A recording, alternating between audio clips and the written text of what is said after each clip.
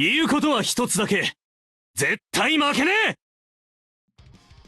How's it going, everyone? This is Nothing XS, and this is a new kind of video. This is a player's guide.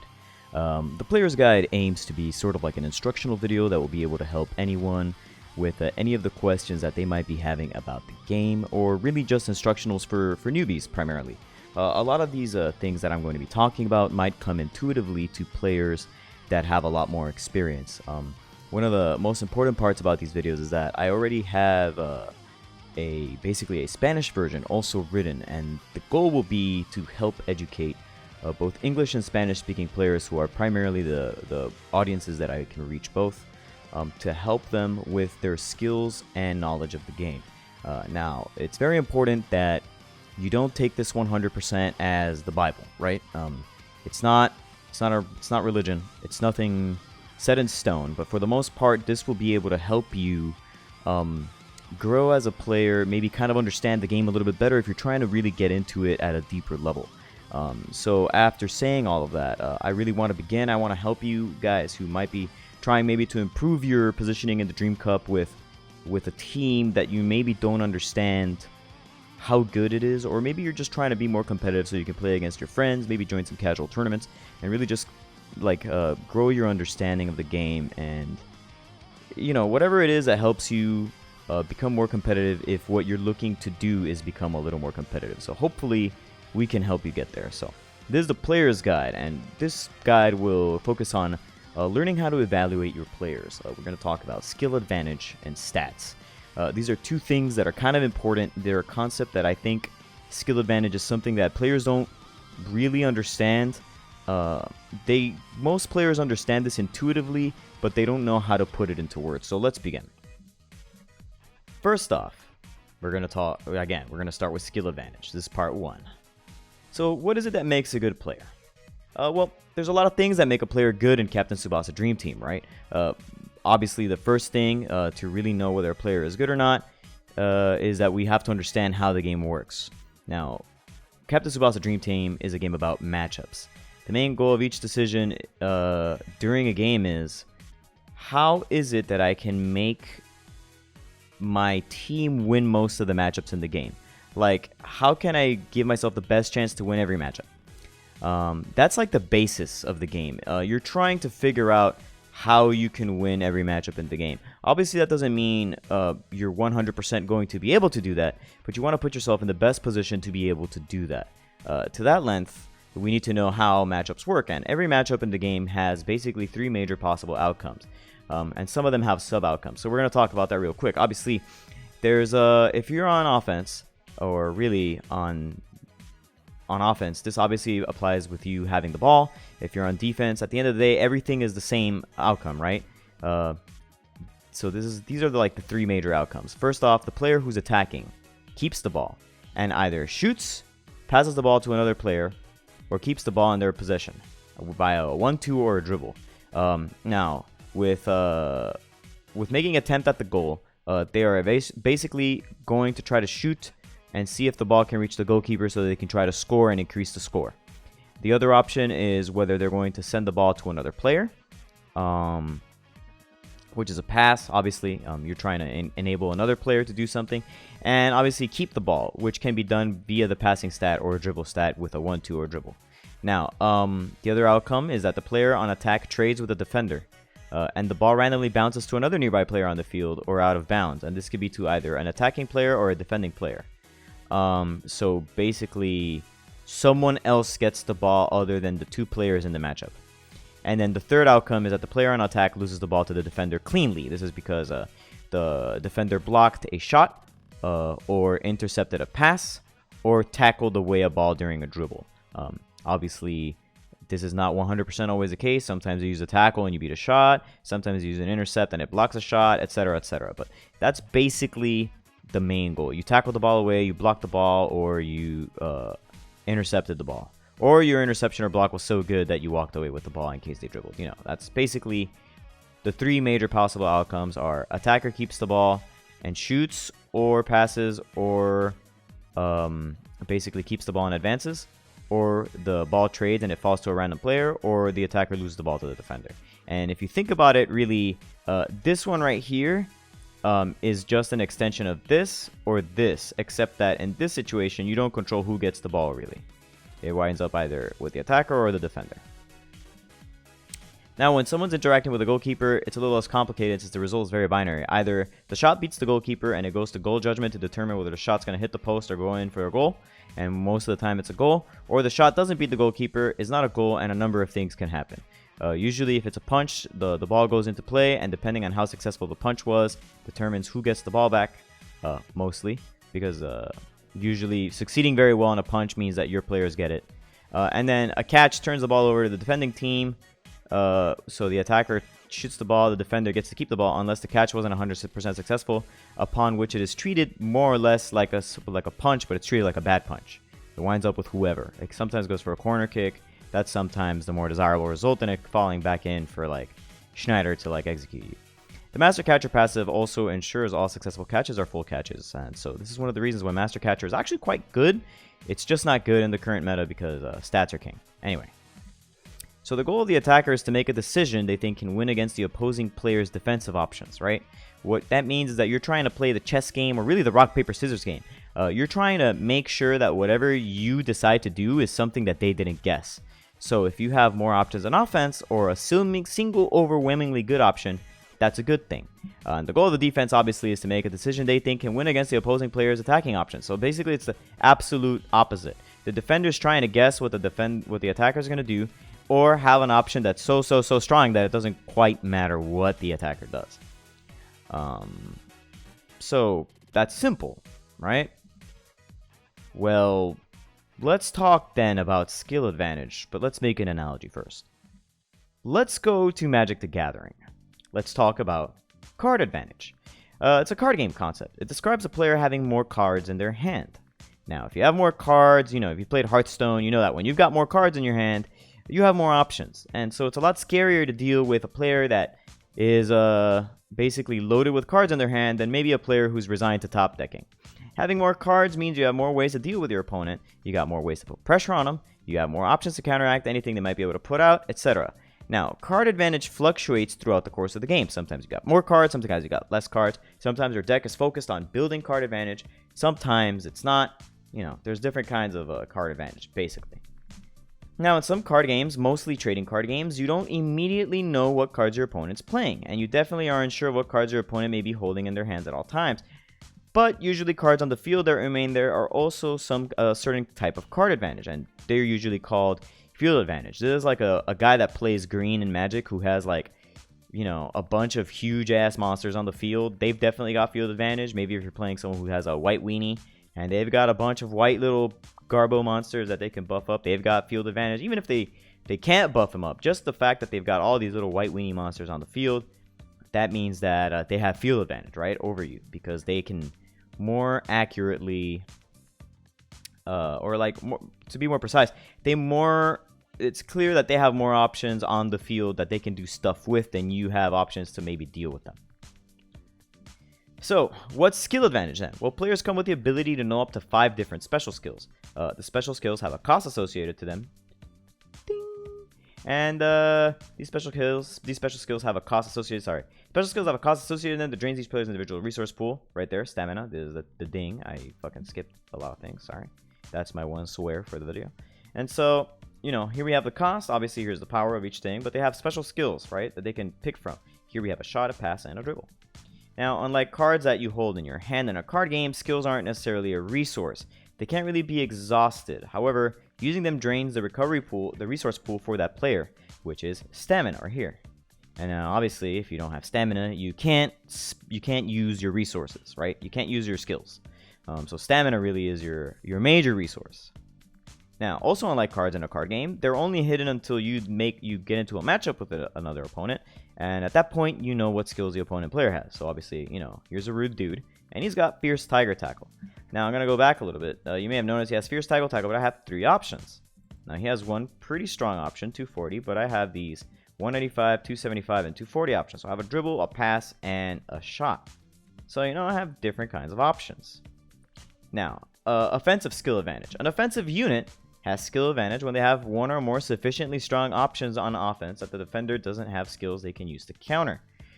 That means that, for example, in this situation, Aoi has several options to advance against Hyuga. He doesn't have to dribble.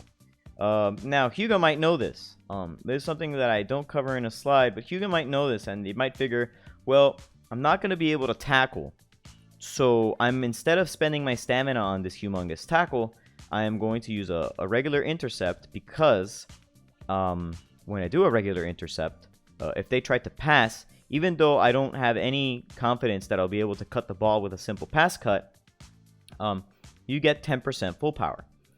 And this is something I'm going to talk about much later, but all you need to know right now for offensive skill advantage is that having more options equals good, because that means your stamina expenditure will almost certainly beat Hyuga's stamina expenditure. I have a strong enough pass with a big momentum that is way bigger than his tackle, and it's also a mismatch. So here, probably my best option is to pass the ball to someone else, because I think that if they tackle, then they spent a bunch of stamina and I'll still keep the ball.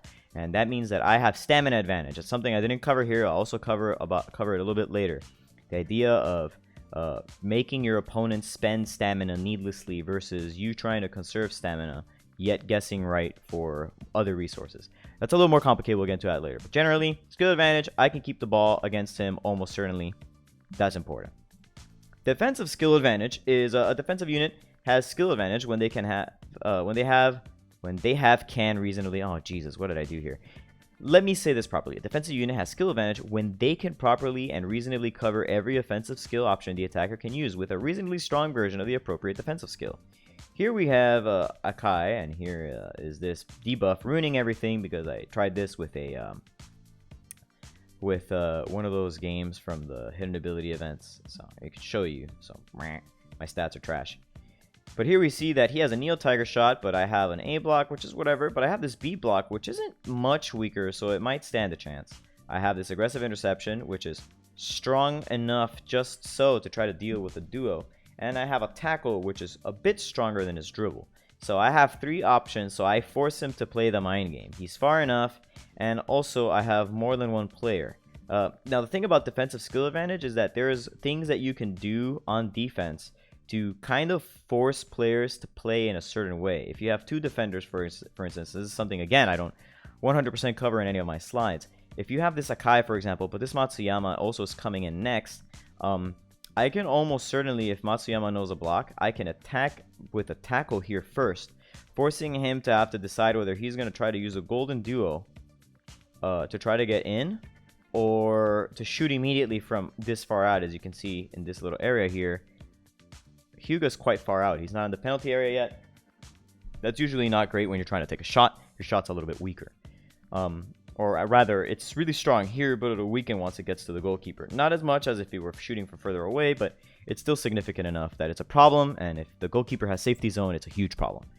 Anyway, he could always try to go for Toho's golden duo, but I could definitely try to like cut here or tackle with my next player. Even more, I might be completely comfortable with him shooting from this far out, and I might do aggressive right angle defense here, forcible interception or eagle interception here, and with this guy I might just do a white block in case he shot so I can get some extra full power, therefore covering all of his options. And so defensive skill advantage is having an option for everything, especially an option that forces players to play in a way that is disadvantageous to them. Here I can force him to shoot from far out because I can tackle out here, and he can pass cut, and so he's got to shoot in a position that I suppose my goalkeeper can deal with, right? So that's the point of defensive skill advantage. Now, bullying. A defensive unit can be said to be able to bully another unit if it has an unreasonably high stat in a category with a matching powerful skill. It's so much so that the defending unit is almost guaranteed to steal the unit regardless of a good or bad guess. A good example of this is the Dream Collection Matsuyama, who has 21.4k tackle. I can definitely just try to tackle here because there's nothing he can do except shoot, and sometimes because of the color matchup, their shot is going to get tackled away, especially if their tackle is not, if their shot's not strong enough and my tackle is. If I've got like a S30 tackle and they've got like an S10 or something shot, there is an extraordinarily good chance that my tackle is simply going to stuff the ball and take the ball away anyway, or will trade, which is terrible because that's a lot of expenditure for a lot of stamina expenditure, basically for a forward who really wants to shoot. even worse, if he goes for a 1-2, it might not be strong enough to beat my tackle. It's a 6k, 7k difference of stats. I might just be able to tackle away, and so that's why bullying is a concept. You can bully players out of the ball. It's like, hi, look at my humongous numbers. A lot of players, when faced with a bully like this, will simply do a white skill to pass or do whatever or get rid of the ball because they know they're going to lose it and they'd rather the defender spend stamina to pay for it. In fact, there's like a weird little metagame where sometimes the person who is the bully will know that the player is that kind of player because they'll have seen it somewhere else, and they'll go into a matchup and they'll like white block, and then Santana's like white shot, and then you like block the ball because white skills tend to just always work against each other so long as you guess right. And so there's like a little mini metagame of rock, paper, scissors where even the stamina comes into play. And sometimes, you know that they know that they're far enough that you'll white block anyways because you know they're going to shoot. So even if they do shoot, you get extra full power and they spent stamina and you didn't. There's a whole layer of stuff going on. But in general, that's what a bully is. A bully is a unit that can just shove people out with stats.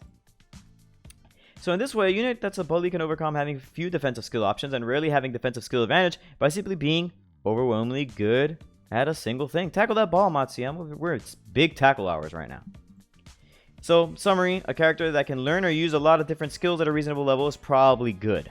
So if you see a character and you look him up on Tsubasa.im and you see that they've got pretty decent stats all around on defense or on attack, and maybe they have like 2 good skills, or maybe 1 skill and the other 2 are kind of okay, but they can learn all sorts of skills to really amplify the fact that they have access to all these skills, that's probably a good character. Skill advantage is important not only for the ability to be able to easily take the ball back, but because having access to strong skills also helps drive the behavior of an opponent.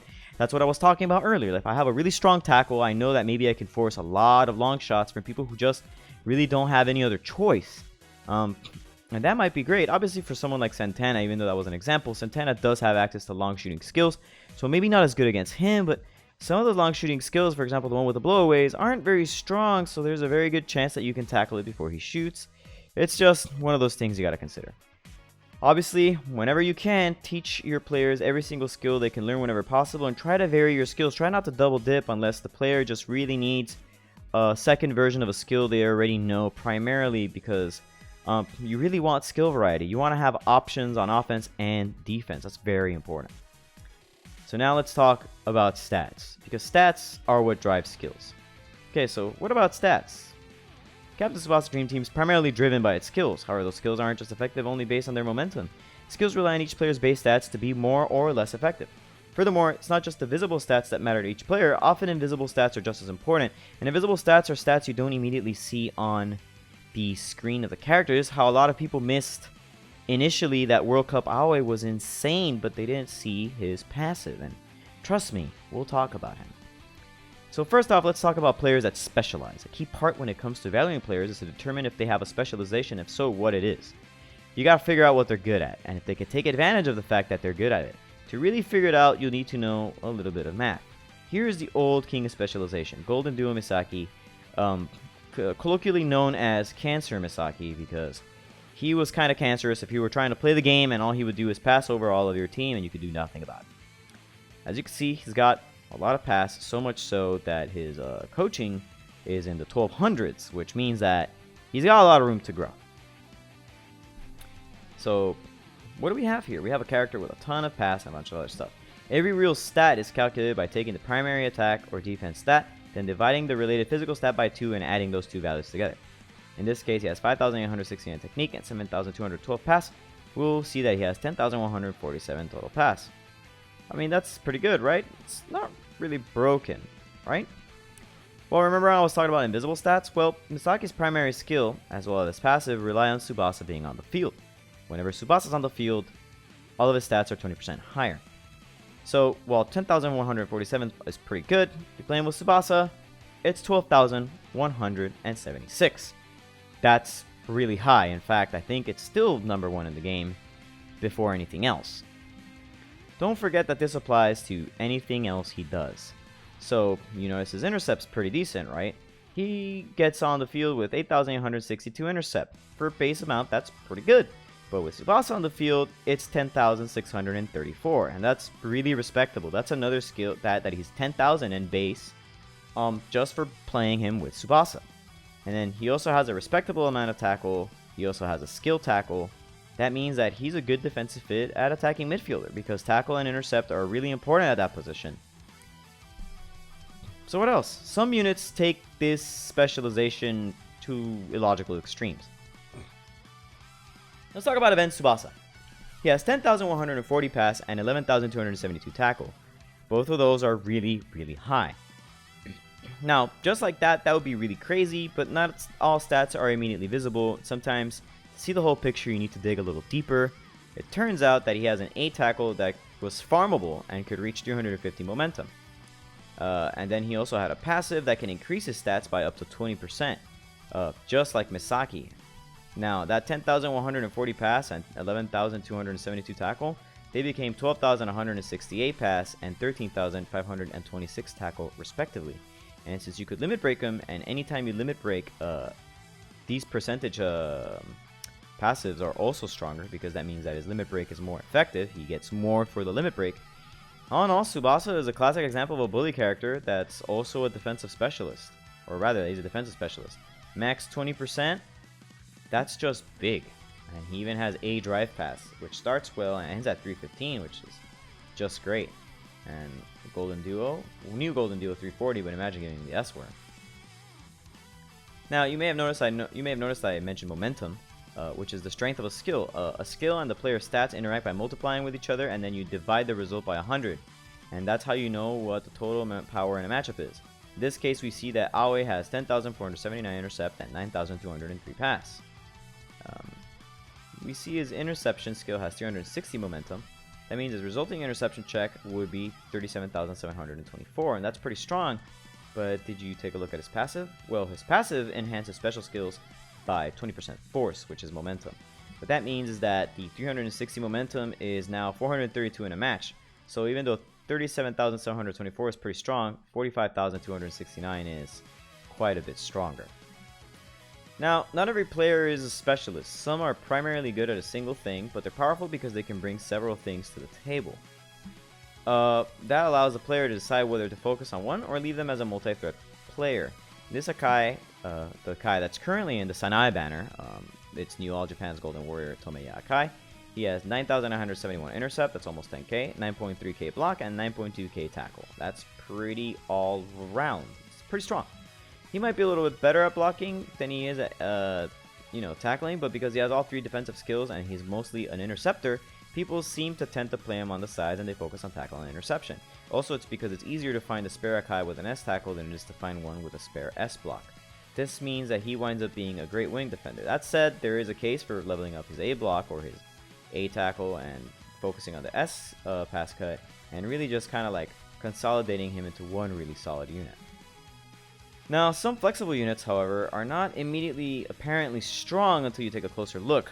Now, this Aoi, he seems pretty okay, right? But you may not know that he's commonly built focusing on winning every game because he seems pretty lackluster. He just seems like he can shoot, pass a little bit, and he can cut passes, and everything else he's just pretty decent. Well, so about that. For every other Japanese player on his team, this Aoi is 2.5% stronger, so he actually gains up to 25% stats. His 50,260 total stats are actually more like 62,829, and for a very long time this was number one in the game. Eventually it got outclassed, but when on release he was the strongest unit in the game, and even after more stuff happened, this thing was still carrying him to crazy numbers. This means that his base numbers were basically more than 10k for everything but block.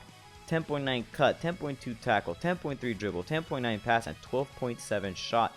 That makes him incredibly good at everything he does, and by the way, I don't know if you saw it, but he has 1100 stamina, making him never run out of gas. This guy is crazy. And there's just so much more into what makes him good, of course. Not that he has all his stats, his skill support is crazy. He's got a long distance, no distance decay, 455 S shot. He's got bob and weave interception EX, which is inexplicably cheaper than his A intercept. It's 20 stamina cheaper, but 40 stamina stronger, and it was farmable. He has juggling dribble, which is an S dribble for 245, which is actually pretty great, but if you can also take bob and weave dribble, which is much cheaper, although caps out at a lower strength. You have a 1-2 that is 345, but it has 320, or you could keep all Japan's Golden Trio for 350, but it's significantly a little more expensive. You have Fireball Press, a crazy tackle for results in like 450 possible tackle, but it costs 400, so a lot of people just went with a Bob and Weave defense from the 2017 banner, etc., etc. Listen, stats are very important, but being able to find skills that you can put those stats to work with, that's just as important, if not more. So in conclusion, remember that it comes down not just to the stats of the player, but also the skills. And it's not just that. Look at the skills. Really take a look at them. Sometimes it's about pairing them up with another player and how good they'll be with that other player. I didn't mention stuff like high and low ball bonus. That's going to come a little bit later. It's going to come into another one where we deeply analyze how everything that a player can be, because there's just so much more to talk about. But I didn't want to overload you right now in just one lesson. I wanted you to really think about, skill flexibility. I wanted you to think about how stats interact with skills. I want you to think about specialization and why that's important. Why this unit that came out at the beginning of the game is still being played nowadays on many top green teams and even some top like Rainbow Japan teams. Why skill advantage is important, why bullies are so important to the game, why offensive skill advantage and defensive skill advantage are important. I want you to kind of focus on all of that and sort of kind of get into the mindset of winning matchups. And you want to win matchups before you even take the field in your head. You want to make sure that your entire team can win matchups. Now, obviously, this doesn't cover formation building. This doesn't cover how a team should look. But we're going to talk about that in the next video, and hopefully this helps you kind of get a grip for what players are good that you've pulled, and it kind of gives you a chance to evaluate what it is that you've pulled in the gacha. So thanks a lot, guys. Leave your questions and comments in the comments. Don't forget to click like and subscribe. And by the way, guys, I now offer channel memberships. This gives you emoji in the streams when I do manage to stream. I didn't stream last week because I was just doing a lot of stuff because basically the school year started and I work at a university, so that was important. I just have, I had a lot on my plate, but I'll be streaming probably after the collab stream on Wednesday. I'll go back to doing my mini stream there. I want to do my video Thursday night or Friday morning for the new banner, whatever the new banner might be. I don't know what it'll be. I don't think that these little leaks that they came out with recently of the audio have anything to do with the banners we're about to see. But, we could take a look at them. And finally, I'll be trying to do my weekend stream for sure this time.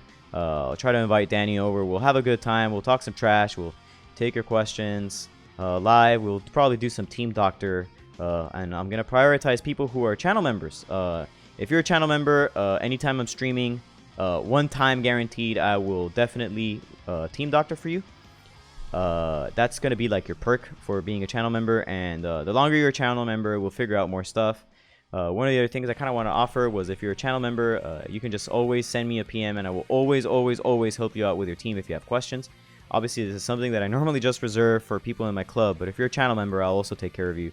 Obviously, friends also get this benefit and random people on Facebook when I'm bored, but if you just really need some help and I'm around to give it to you, if you're a member, I will do that for you. So thanks a lot for coming by. There will be a next lesson. I will be releasing the Spanish version of this, not today because I kind of want to sleep, but I'll be working on the Spanish version, make sure that everything is clear of typos and errors like that earlier error that I screwed up. I just really want to make sure that you guys really enjoy learning the game and have a good time. And I want more people, I want more than just like a couple of federations from Latin America to crush in the Dream Cup and, a couple of Japanese players who are really creative. We're going to try to expand y'all's mind on what makes a good character, right? Anyways, guys, thanks for checking out the video, and I hope to see you soon. Honnamata. Shoutouts to Bae, by the way. I played a PvP game against him recently, and he said he's going to upload it on his channel. So go check that out and go check the rest of his content out. Give him your condolences because he's been having a rough time with the gacha, man. He's been throwing so much at it. Take care, everybody, and see you later.